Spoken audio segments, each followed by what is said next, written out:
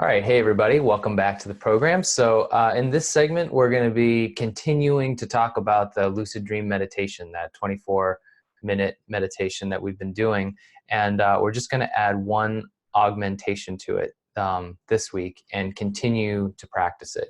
So go ahead, man. You can tell us about the augmentation and how we're going to go about enhancing it. Sure. So let's just go through the sequence so you remember. We'll just review it real quick. So it's like about, what is it, like 4 minutes of the fourfold breath or 5 minutes of the fourfold breath, something like that. And then it's a body relaxation for about 7 minutes. And then we review a dream. Usually, if you've had a lucid dream, I would use one of those. That way you can, it knows that you're a little bit more specific. But if it's a regular dream, just use a regular dream. They're both going to work the same. And in that, I review a dream and I go through the beginning of the dream and I'm running through it with as much remembrance of the details as I can, meaning I'm trying to include all of the senses. And then when I get to a certain point, which is usually that key place, if it's a non-lucid dream, it's a key place where it would be like, that's the place where I would wake up and become lucid. That's the place where I would become lucid. And then I'm going to go off and, do something else, right? Rather than just follow the end of the dream. So, and then at the end of that, there's like a 3-minute open focus gratitude meditation, right? So, and we all know what that is like. So, yeah, so that's the sequence. Pretty simple, pretty straightforward. So now what we're going to do, we're just going to make one little enhancement. And let me give you the background of this enhancement. So the olfactory nerves, your sense of smell, is hardwired into the brain, right? So it doesn't have to go through any sort of circuitous route, right? It gets hardwired right into the brain and right into the limbic system, basically. So that's where things, you have a strong hook for memory there. And so that's why the sense of smell usually is the strongest hook for memory. So we're going to utilize that. And so you take a smell, like an essential oil, one that you're not going to use for anything else. Usually you want to pick one that's not, that you don't use all the time, right? Because you don't want it to associate with anything except this technique. And you'll understand why as we go through it. So, but let's just say for sake of argument, you use something that's linked to like pine or something like that. Like if you like that scent, or something earthy if you like that scent, right? So let's just say for the sake of argument, you're going to use pine.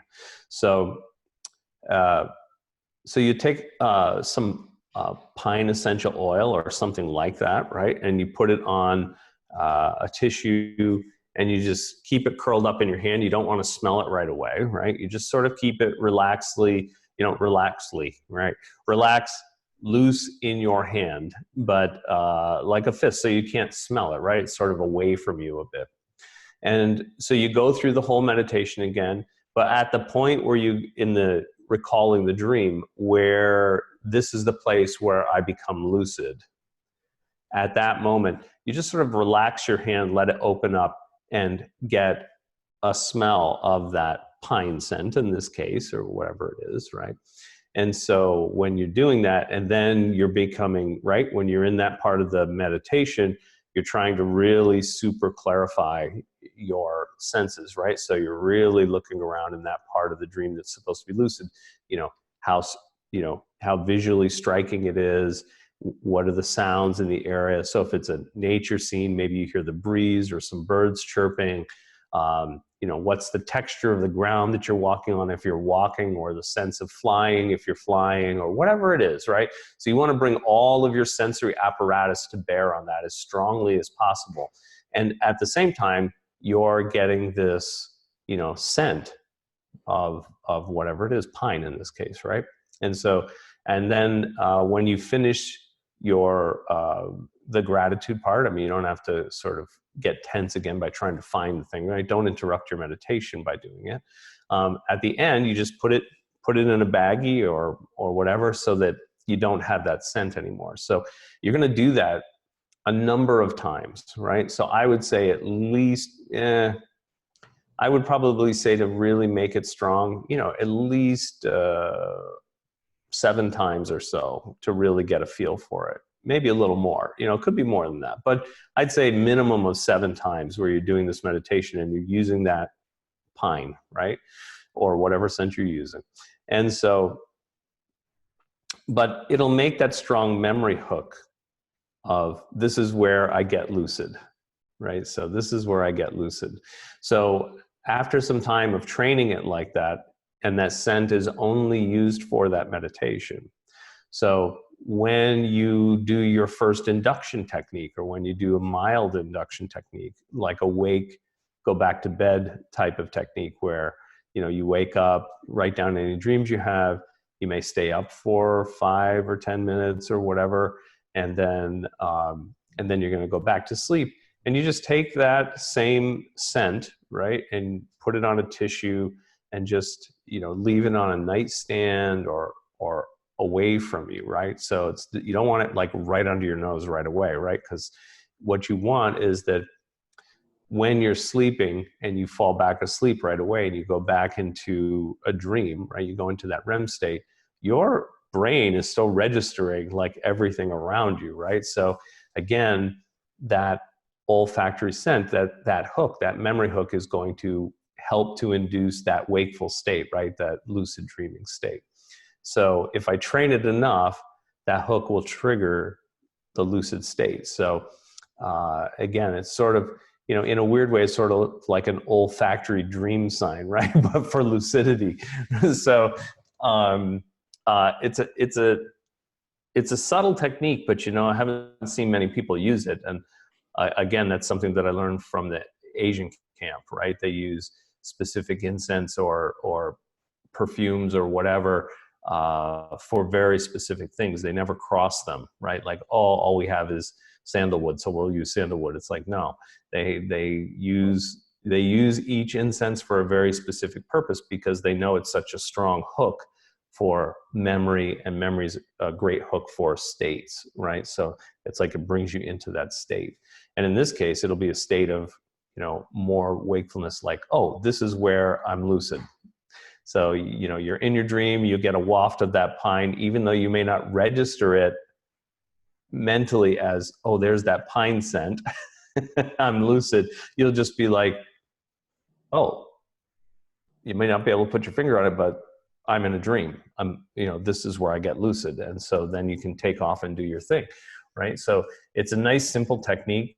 It's just an augmentation on our regular meditation, but I think that'll serve a really good purpose for you and will really help to get you into a lucid dream in a much quicker way. Nice. And at least for these next couple of weeks, we're only going to be doing the meditation with the essential oil, but we're not going to be using the essential oil as an induction technique in the middle of the night. We really just want to focus on establishing that scent with the exactly that we imagine during the meditation.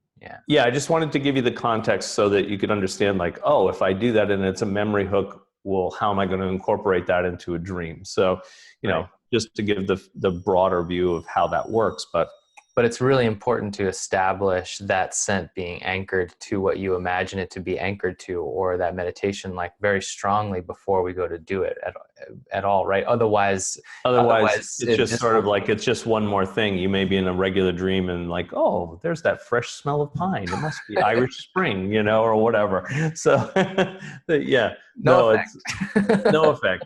Just a nice, pleasant scent, which I guess is good, but, not for our purposes, right? So, and try not to use, for people that know essential oils, try not to use something that's too wakeful, something that will wake up your mind too much, right? You don't want, like, I don't know, something that's really pungent or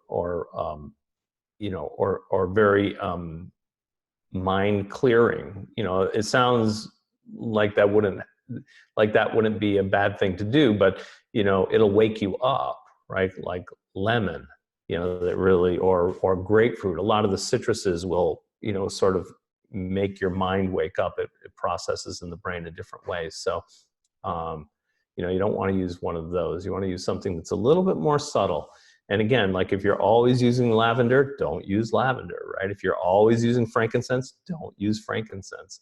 But if you have something nice, like you could use something that's actually tied to lucid dreaming. Like if you can find a place that sells mugwort essential oil. I've found a couple places that do that. So that works really well because mugwort has a very strong affinity for lucid dreaming. So it wouldn't be a bad thing to combine those two things together. I think you'll get, a bigger bang for your buck, But if you can't afford that, I mean, it's not horrible, but if you can't find it or you can't afford it or whatever, use what you have. Use what you have. It's just that, use something that, you don't use all the time, and so that you can isolate it just for that one thing. Nice. Cool. Well, that's simple enough. And yeah, we'll see how it plays out in the later stages of the program. But but for now, it'll be interesting to combine those things and see what kind of effect we get. Right. Cool. All right. Thanks, man. That wraps it up for this part of the segment, and we'll get on to the next.